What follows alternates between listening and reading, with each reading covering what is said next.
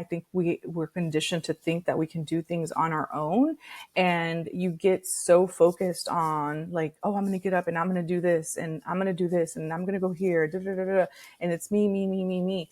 But that dragon really deflects from this like collective effort. Like you're not alone. And when you have a vision, you really have to bring people alongside with you, including that dragon. And you have to say like, let me harness your power, dragon, to, amplify what we're doing here. And so I would say that it certainly morphs into that. And I may have mentioned this early, like it's sometimes not even slaying that dragon, but it's dancing with that dragon.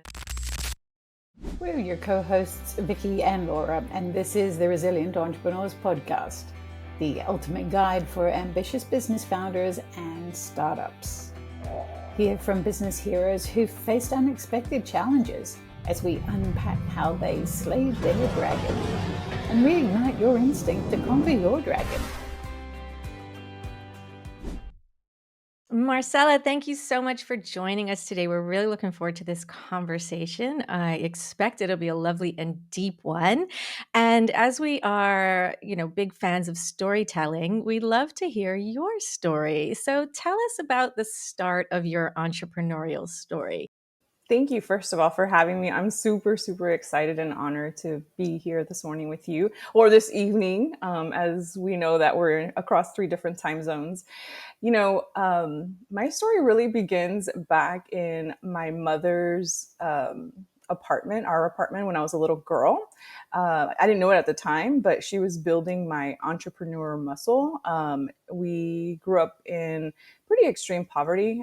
She was an immigrant to the country and was navigating becoming a single mom and, all the things that come in living in poverty.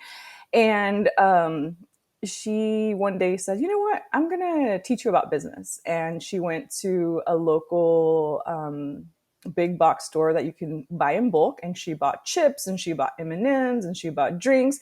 And she told me that I was going to be able to sell all these items from our apartment. And, I learned a lot of things. Embezzlement was one thing, like do not eat your product. Because I loved M&Ms and I loved chips. But I also learned that, you could buy something in bulk and then you can sell these items at different pieces. And again, I don't know that at the time I recognized that skill that she was developing in me, but it certainly started at that very early age. Yeah. So what did that then lead to? Because that's pretty cool. I actually really, really admire your mom for that because, I know as a mom, like, I'm a mom to 2 kids, single mom too, so totally can relate to that experience. And I want to teach my kids about being resilient and being entrepreneurs and hope that they learn lessons like that. So what lesson did you learn other than the don't eat your own product? That's a really good one. That was a really good lesson. Thankfully, I've never done that. But yeah, I think I learned a lot about being able to tell people that you were selling something. I think I also really learned that you wanted to treat people with a lot of respect and just have fun in what you're doing. And so, what that ended up leading me to is as someone who started selling candies and chips and Coke from our apartment, I saw the opportunity to make money, right? And I thought, oh my gosh, I want to make a lot of money when I get older, and I don't want to, live in the poverty that we live. Although there was a lot of joy, I will definitely admit, my mom made it really beautiful and very caring, and yet, there was a lot of times that I wanted things that we couldn't afford. So it set me on a trajectory of pursuing a degree in business administration and in finance. And there was a twofold reason to that. First, I was like, yes, I want to make a lot of money. But then I would see these women and they would dress up in suits. And I was like, I want to look like them as well. So I pursued a degree in finance and, all things were great. I was doing really, really well as one who pursued finance in my early 20s. And then life took me to live in my mother's home country. And that's where my career really took a pivot. And I realized that that life wasn't just about making money. It was about giving back and, having joy along the way. And in my mother's home country, which is Mexico, I became a classroom teacher. And that's where I just saw the power of education. And I had seen the power of education, how it played out in my life. And then when I came back to the United States, I helped open schools. So I pivoted into the education field, left the finance field. And from there, I have built an entire career, which I'm excited to tell you more about. Yeah, and not only built a career, Marcela, but also written a book about. So we're really excited to hear more about that too.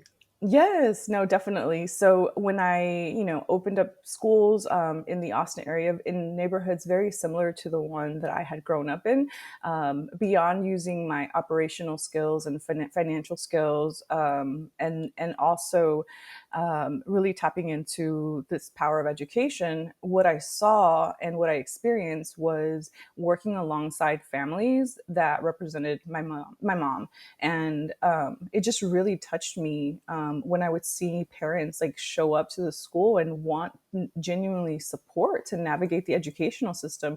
And I feel like I was kind of straddling two worlds, as I have in many occasions, but in particular in this role, because here I, had this wonderful level of education and had lived the experience that these families were living. So I understood, like, my life had been a bridge to this past history of mine.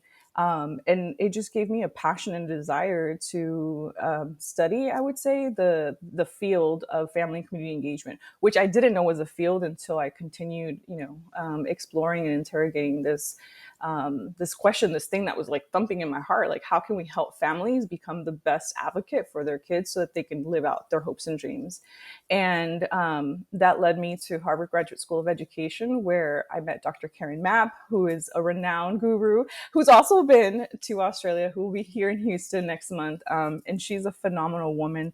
And I dreamt of studying under her leadership when I met her, had the opportunity to study under her. And when I got back to Texas after Harvard, helped open, or not open, designed a statewide family engagement program for the state of Texas, and loved that, did that with a lot of joy. And once that program was completed and I was designing the second version, the opportunity unfolded that I should probably open up my own business, because going back to that apartment, like, I've always been an entrepreneur, and B, a lot of people across the country were calling me and saying, can you come and do what you're doing in Texas for us? And I'm like, no, our funder is only funding Texas work.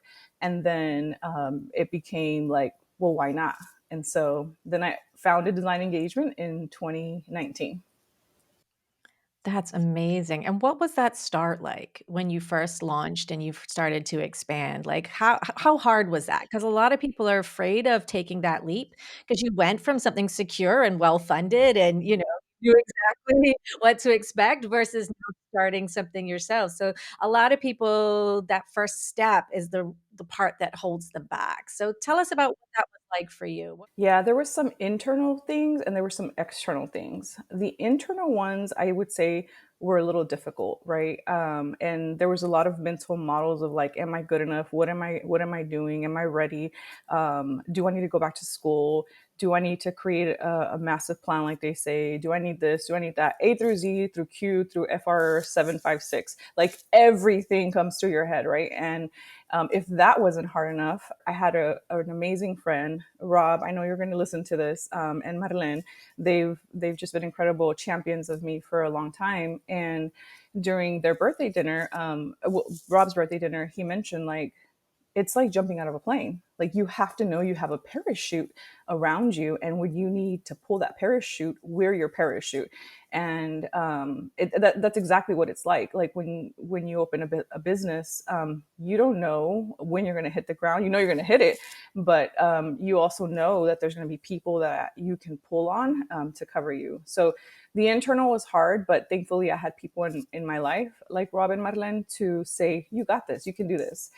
Now, the external, on that same vein, you also have people that are like, girl, what are you doing? And one of those people, believe it or not, was my mom. And, she came, yes, I know. She came from a really great place, though. I mean, she taught me about business. I know she instilled these business skills in me. But you're right, Laura. Like, she knew that I had the highest paying job that I had had in my career. She knew that I was secure. She knew that I was on a trajectory. And she was like, wait, how are you going to let, this security go and, and go to the unknown? But at that point in my career, after everything I had lived, after the pivot I had made, I told her, Mom, there's just no way that I cannot. Like, this is my life. Like, it's inside of me. If I do not do this, I feel like I'm gonna die. That was probably the novela speaking of like me being a little girl watching all those novelas, but that's the way I felt. I was like, Mom, I gotta do it. So, she's now on board, obviously. I think it's so normal for parents to want to protect their children. And, exactly. She saw that you had security and now you were stepping into the unknown. So she's just like, oh, are you sure? And that surprises a lot of people when they first start entrepreneurship, when they tell the people closest to them that they're going to do this thing. And that those people are the ones who go, are you sure? That might be a bad idea. Why are you doing that? And then they're shocked because they're like, well, I thought you were going to support me first. But it's often not true, but it always comes from a place of love. Like, I do believe it's from a place of love and Mm-hmm. care and concern, but you have to know that and expect that they're gonna probably be the ones who might try to talk you out of it, right? But Yeah.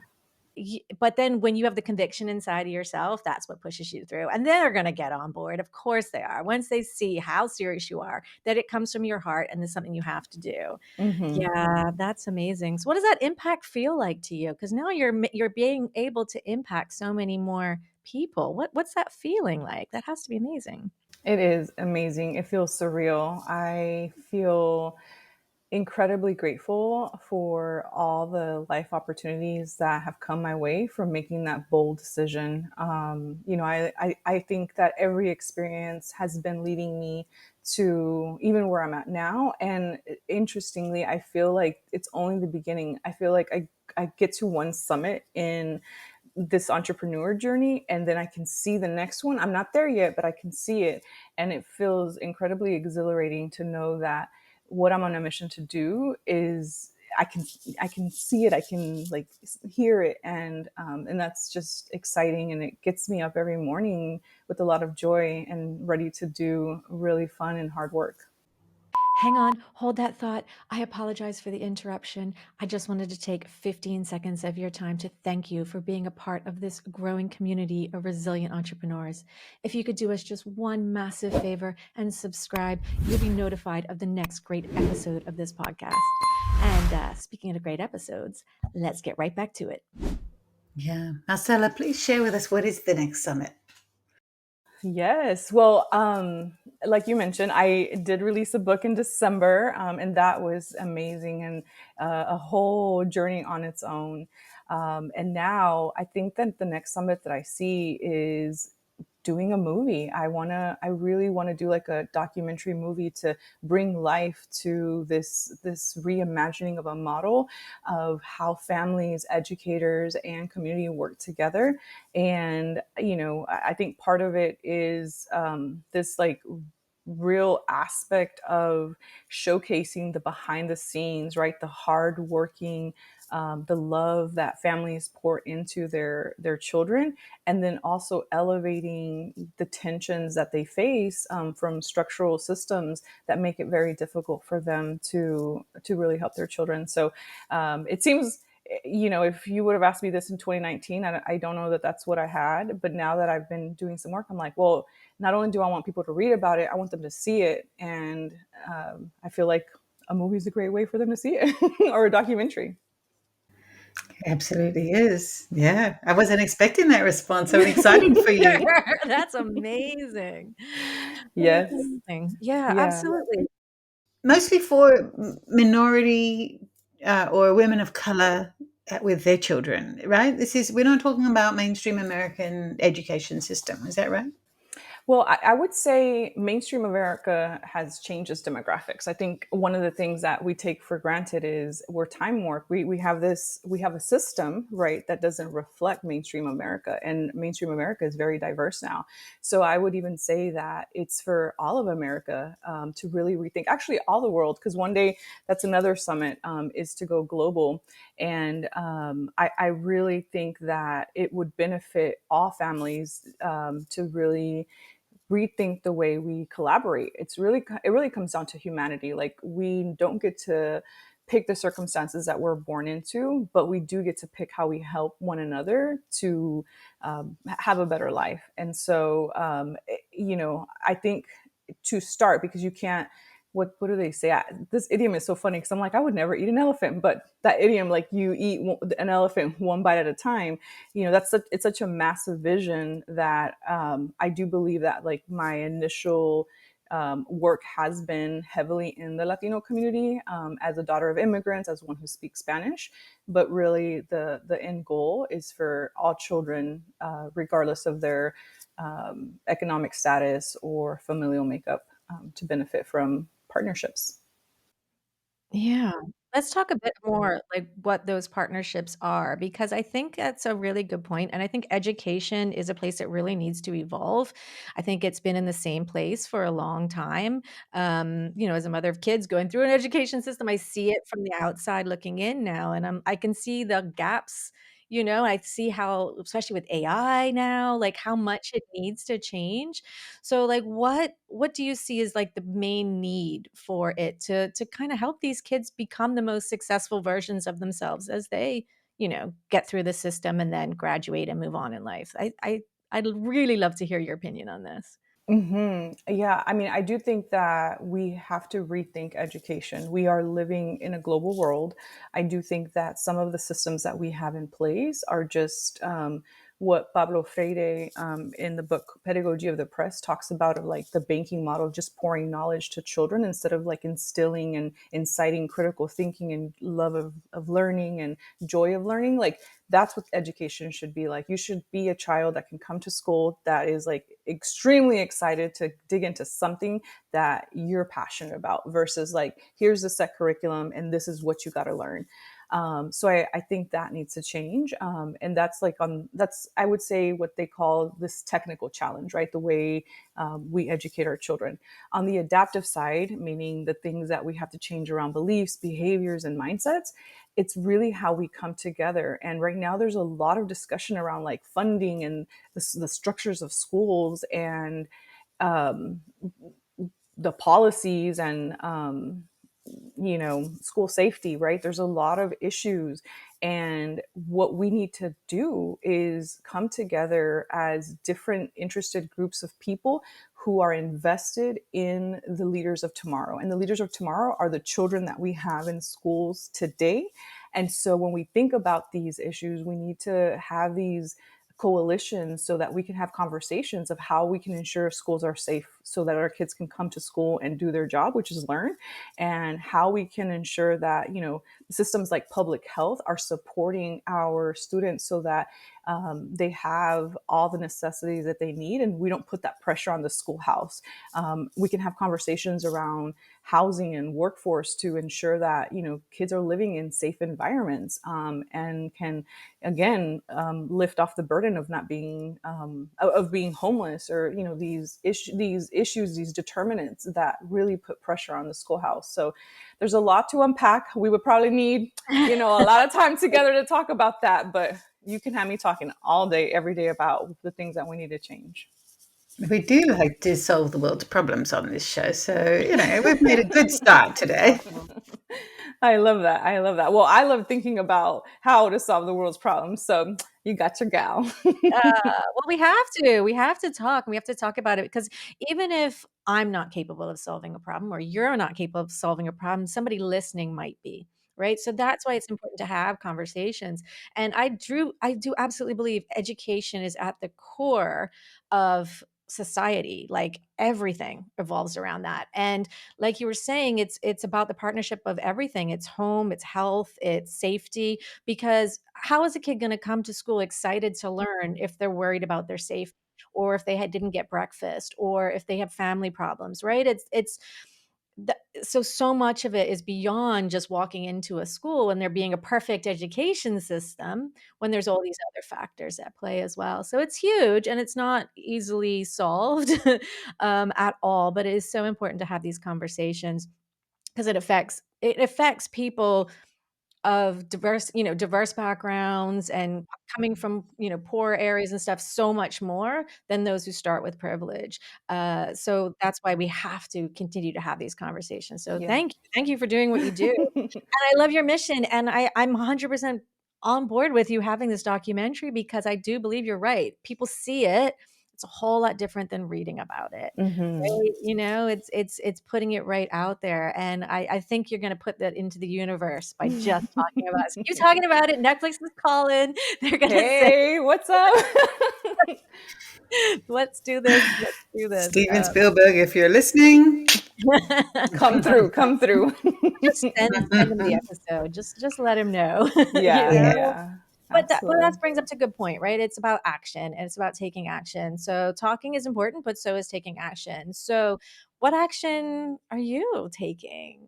Or how can you inspire others to take action if they're there and they're have something that they're super passionate about, that's super important to them, that is something that is going to have impact in the world? What's the next step? Yeah, I think individuals who have this vision, and I think all of us have this vision. I think sometimes, you're going through life, and because of your life circumstances or because of things that you've experienced, like that vision could be really deep in there. And I think that's maybe what like Maslow's hierarchy of needs, teaches us, right? Like once you start going up the hierarchy, then you can do some, excuse me, self realization work. But if you don't have basic needs, it like makes that very difficult. And so what I would say is take care of yourself, right? And take care of yourself. That's number one. And as you take care of yourself, I think it's instrumental to surround yourself with people who believe in you, who are going to tell you it's possible. And I've come to realize that I have been building my dream in community all along, and I think that's where it's at. And not to say that I haven't had people who have said, wait a minute, take a pause, or have been there, but for the most part, the people in my life have really surrounded me and have loved me and have championed me. And so, to individuals who are listening right now, after you've taken care of yourself and you interrogate your being and you're like, what do I want to do? What do I dream of? What like brings me joy? Then find people that you can run with that are going to make you faster. And just by running with different people that are going at a different speed, you're just going to automatically go at a different speed. And so that would be my tip. And I will say too, because I've lived this, right? As a Latina founder, I know, and I have lived that we're disproportionately funded, and that's a big thing when you're starting a business, right? And so, what I would say to that is also just be very thoughtful of like how you're going to move in this journey, because it is hard, and there has to be your own personal plan. And I do think that as a society, we have to rethink how we distribute funds so that people do have the opportunity to live out those dreams that are within their being. Thank you for those incredible tips. I love them, and I would love to drill down on each of them. Yet, when you talk about being disproportionately funded, I think it's important for us to explain, really spell out to our audience what that means. I'd love to hear your your definition, and what do you mean by that? I will say that there is a lot of great pieces of research to back up that like statement, right? It's not just my own experience. And I will shout out this report that Wells Fargo did a couple of years ago around Latina funders in particular. I do think that access to capital, while it's there, it's not equitably distributed. And I think that, if I lean on my own experience, when I have tried to access capital, it has been very difficult. Now, granted, there's been a lot of learning along the way. Like, for example, I didn't know you ask for money when you don't need money. Who knew that, right? So that's knowledge capital that I didn't have. But now that I know that when you're making money is when you ask for money, and that doesn't make sense in my head. Like, I would want to ask for money when I need the money, because why would I ask you for money when I have the money? But nonetheless, that's something that you need to know, right? And so there's that, but then there's also generational wealth. I think that's a really big thing. Like I mentioned, I'm a daughter of immigrants. Like, we do not come from money, and so I cannot tap into a rich aunt or uncle or my parents, because they can't cut me a check to say, okay, well, go try to play with your dream. And not that that happens, or not that when somebody cuts you a check, you're playing with your dream. But in communities where you have generational wealth, the pain is less. You can tell your uncle John, like, hey, can you cut me a check for $100,000, and I'm going to do this thing, and you don't even tell him what that thing is, and then you get that $100,000 check, right? But to that, what I will say, even though this is a reality of being disproportionately funded, I will tell you, I have personally engaged in like these different creative fundraising mechanisms to raise money in my community, and I have gotten comfortable with making an ask to be supported, because it's a dream. I'm building dreams of community, and I'm telling people, come alongside me. I'm doing this thing, and they have really showed up for me, and thus I've been in business for almost 6 years. Almost 6 years. Yeah, breaking the Congratulations. records. Yeah. Yes, thank you. Thank you. Congratulations. It's not easy, and only 50% of entrepreneurs make it to year 5. Like, we know those statistics. So, the fact that you made it past year 5, hey, you're in the top percent, right? It's really important. But I think you made a really good point there about the community coming with you and supporting you. So when you are, it isn't as easy to get an uncle to write a check. How do you build a community that then will support your vision as well? And I think that is the lesson for the entrepreneurs. Like, you may not have it necessarily handed to you, but there are communities of people that need what you have and want to support you. And maybe they can only give you a little bit per person, for example. But if everybody comes together, it can be a massive impact, right? But also if they're benefiting as well. So if we think along those lines, we're not thinking about what can I do? What impact can me, Laura, have? But what impact can this community that I'm within have? Then all of a sudden it feels less about me, it's about we, and they all want to support and jump on the bandwagon. So it's a little bit about changing the language, changing how you look at it, changing how you talk about it, who you talk about it to. You can use platforms like this, you can use social media, you can use documentaries, you can use lots of different platforms to get the message out there and to gather that momentum of support. And like you said earlier, it's not necessarily who you think it's going to come from, which might be your immediate friends and family. By the way, friends are like the last person to buy your widget when you're selling one, right? But like, it's about the people who you build, that community you build. So getting out there and talking to them is really important.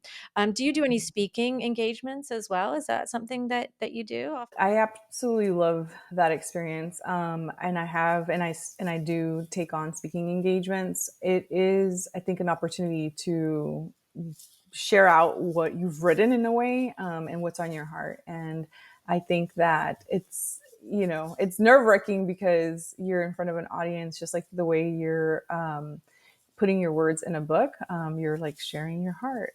But nonetheless, I do think that it's to somewhat, to an extent, like a liberating experience to just share and really prepare a message for people who are listening to you.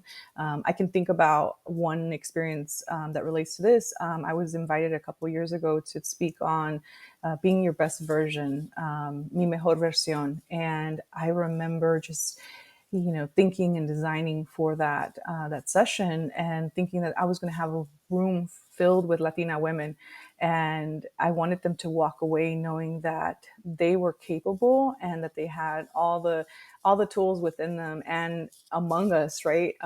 And after that experience, it just filled my heart to see so many women just light up and come alive and think that it was possible for them to live their dream. And so the power of spoken word and sharing with somebody a word, even though you don't know them that at all, is it's incredible, and I love it, and I want to do more of it. That's such a beautiful way of influencing people's hearts and minds, and inspiring them, just not in that moment, but they take that away and then they inspire others. And that's really the ripple effect. It's so powerful, so impacting. Yeah. uh, Marcela, we love to talk a bit about the hero's journey. And you've shared with us, I think, well, you have a quest, and the quest has many peaks. And you've shared with us what a couple of those peaks have been and will be. And, amongst along the quest, you generally would meet a mentor to help you on your path. And you've mentioned Rob and Madalena. So thank you to those guys, because if without them, you wouldn't be here with us today. And by all means, fill in the gaps. But I'm curious what the dragon is. What is the dragon? What is the greatest challenge that you've experienced in your journey so far?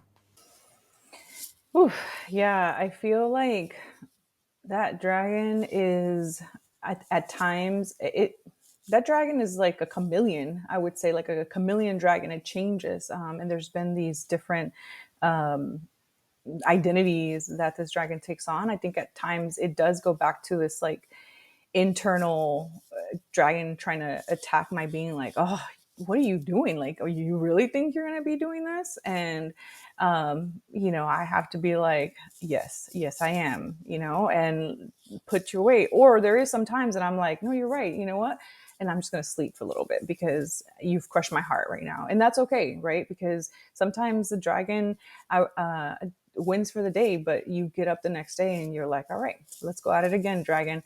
And you just got to get up and do that.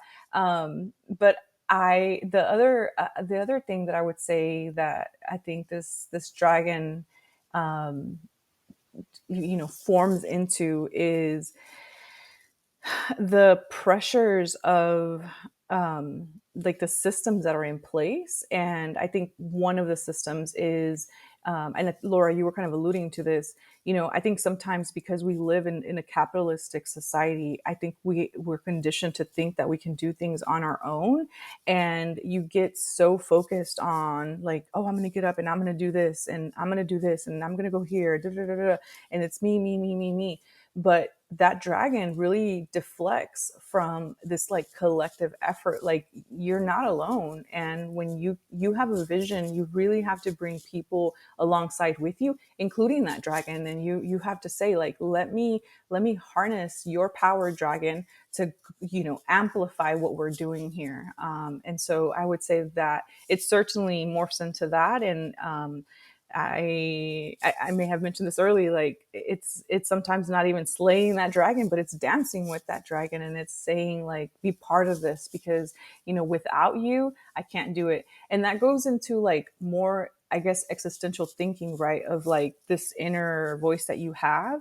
And that dragon is there because there's something that's trying to protect you against. But if you really tap into that dragon and say, thank you, dragon, um, and how can we work together to make this happen, I think that's where it's really at. So I think the dragon and I are in a great place right now. Oh, I love that. that dance with your dragon. Yeah, because I think we do need to embrace it, like, especially the internal stuff, and realize that everybody has it. I was listening to, I don't know if you know Marissa Peers. She's like a hypnotherapist to a lot of famous people. And she didn't name names, but she said, you'd be shocked at this most famous actor who you would just think is the most confident, self assured person in the world would get on stage, but right before he got on stage would throw up in a bucket, and just the nerves would get them too. And I think when you start to realize that it's a human experience, that it's all normal to be self-conscious, to have that, inner monologue saying, who am I to do this thing? But who are you not to do this thing, right? You got to flip it sometimes. But I think also it kind of keeps us, if you were so confident and you had no issues with self-belief, I think you'd stagnate where you are. I think there's some of that, like, am I good enough, that makes you driven to research more, learn more, have more conversations, absorb more information so that you can continuously make yourself better. And I think the things that you learn and your collective experience, different experience of things you've been through, is what makes you you, and therefore is the gift that you can then give to others. I think that's the message I want to share with entrepreneurs today. It's like you are this great thing because of your collective learnings, experiences, life, childhood, the traumas, all of it.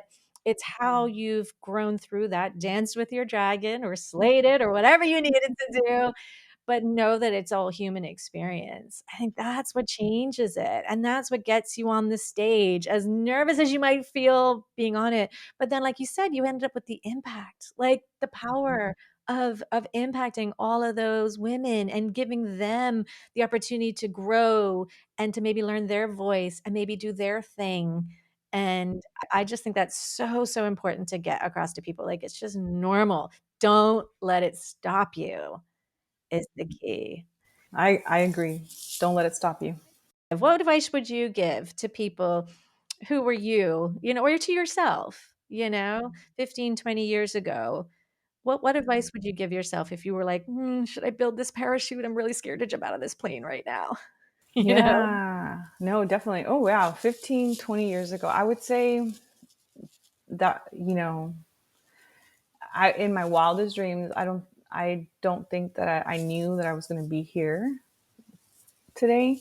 And the advice that I would give myself then and the advice that I give folks now is dare to dream. Just dream and wake up every morning with the belief that things are possible. And, I had read this quote a while back, and I'll probably butcher it, but it said something about dream so big that God has to grab a bucket of popcorn to be like, girl, what you doing next? And I love that. That has stood with me because I often am wondering, like, God, am I like, do you got a popcorn bucket? Are you looking at me?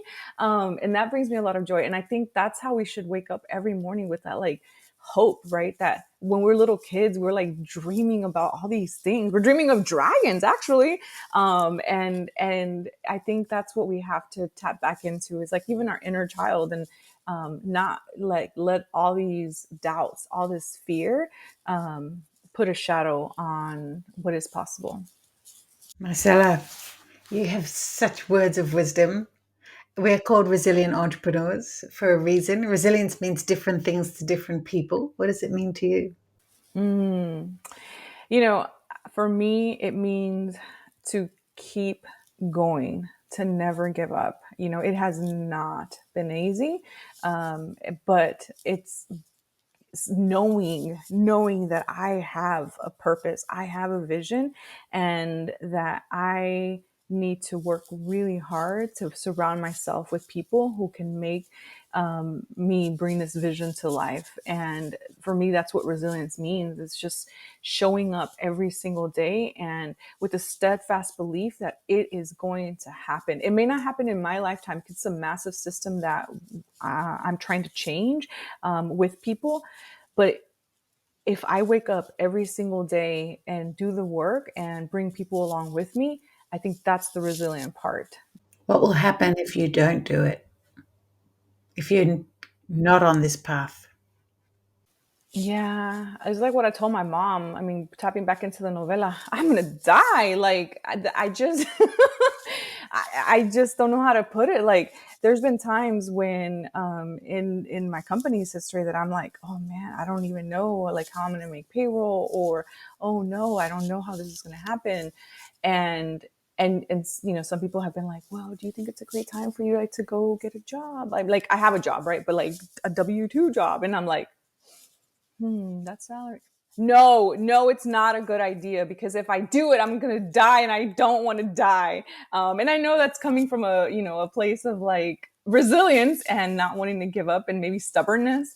But I do genuinely feel like when you have something and you see something that is possible, you do everything that you can. You find the people that you need to find to help you make that vision come to life. And that's where I'm at right now. Like, no matter what, I just keep showing up, and I'm determined not to quit.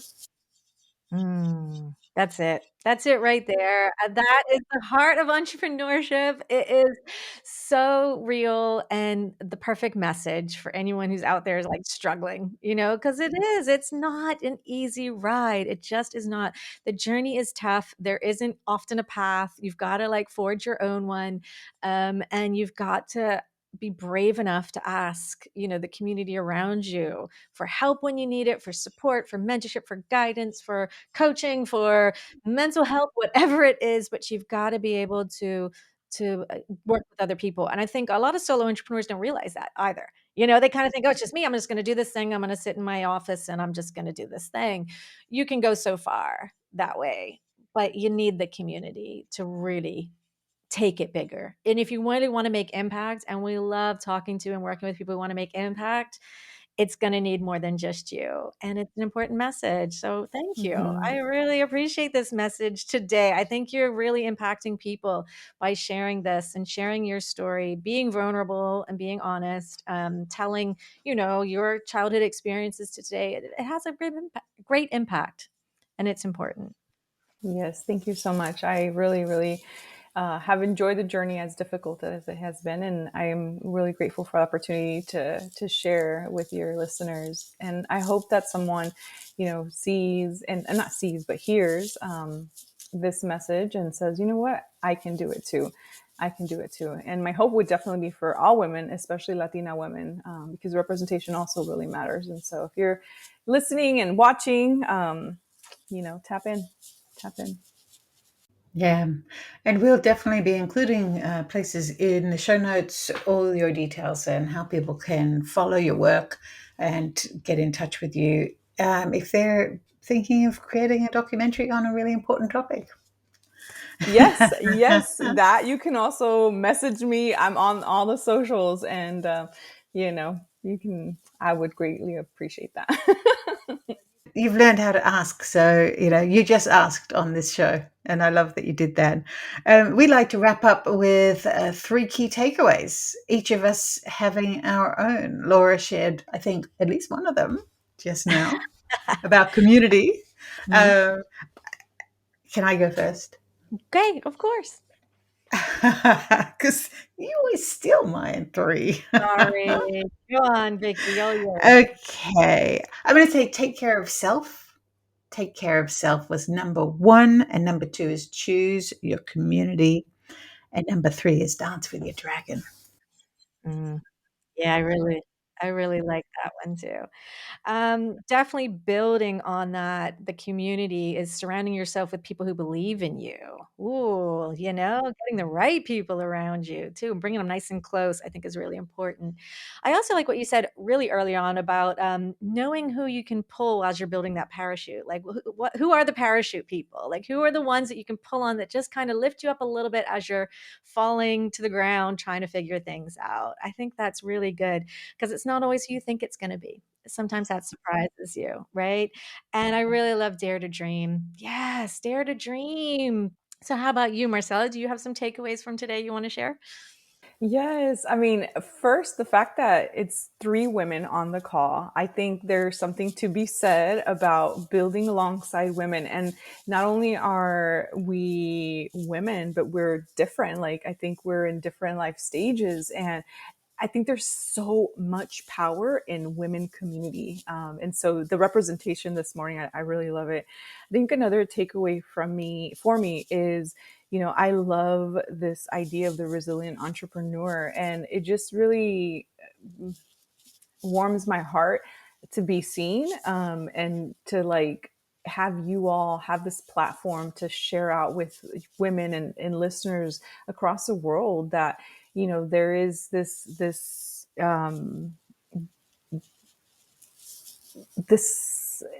I don't even know how to say it. There's something, this magic inside of you that you can make it possible. And I would say that the last thing is, this idea of this dragon. I feel like there are different variations of it, and it feels kind of playful now, right? But I can understand that sometimes it can feel very daunting because the dragon can be scary. And I like this idea of really working alongside people to have a good time with the dragon. Yeah. Yeah, it's just such a great way to frame it in a different way. When it is scary, when it is overwhelming, let that dragon, can you find a way to play with it? Can you find a way? You don't always have to slay it. I think, like in a past episode, we said to ride your dragon. Sometimes you just need to ride it, right? Like take control of it. Like you own it. And it can just be a normal part of you. And it's important to have these conversations so we realize this stuff is normal. We all go through it.